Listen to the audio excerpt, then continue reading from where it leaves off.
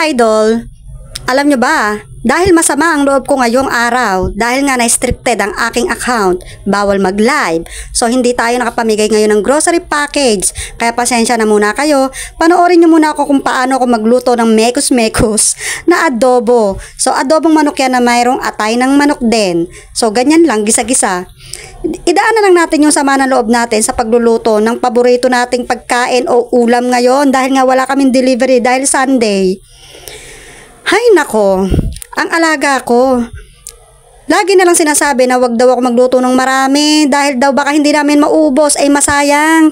Ang sabi ko, ang adobo pwedeng stock ng 7 araw.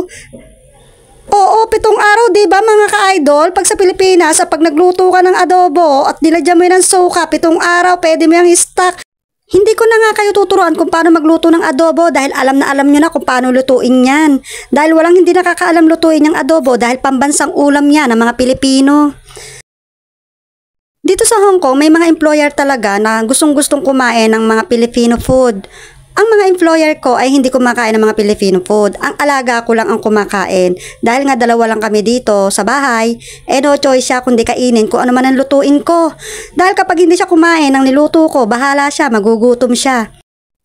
Mamasitas lang ang nilagay ko. Ayan ang sikreto ha. Mamasitas adobo. For the first time kong gumamit yan mga ka-idol. Masarap pala yan. So subukan nyo, masarap. Malinamnam siya sa mga meat kapag kinain nyo, lalong-lalo na yung sauce, ang sarap, mapaparami ka talaga ng kain. Paano kaya kung makakapag-diet nito? Lagi na lang ganito ang niluluto ko kung hindi adobo. Adobo, dahil yan ang paborito ko, adobo. Kahit anong adobo yan, basta adobo, kakainin ko yan.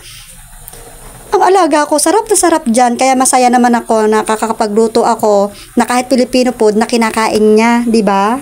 Love na love ko talaga ang alaga kong yan. Kaya nga tumagal na ako dito ng 6 na taon dahil sa kanya.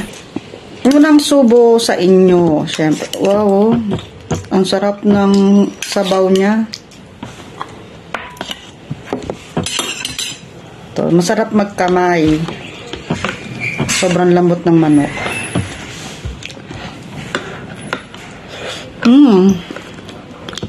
Ang sarap. So, lunch tayo, guys.